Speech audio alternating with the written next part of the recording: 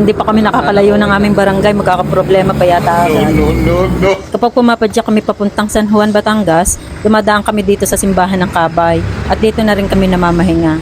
Ito yung tulay na nag-uugnay sa Quezon at Batangas. Basta dumadaan kami dito, tumitigil din kami. Magandang spot din kasi ito para mag-picture-picture. Maaaliw ka din habang pinapanood mo yung ilog.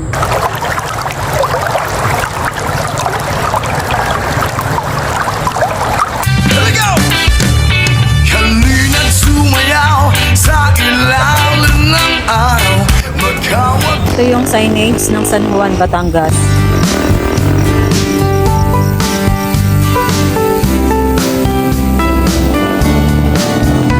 Sa labas ako.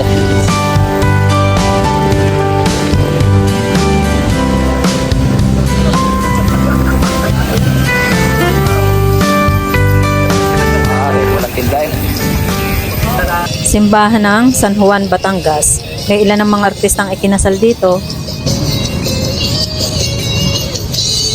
Bango ng pansit. Pagkagaling namin ng simbahan, pinuntahan namin ang isa sa paborito naming kainan. Dito lang sa may likod ng simbahan. Bayad muna bago kuha, makukulit kayo.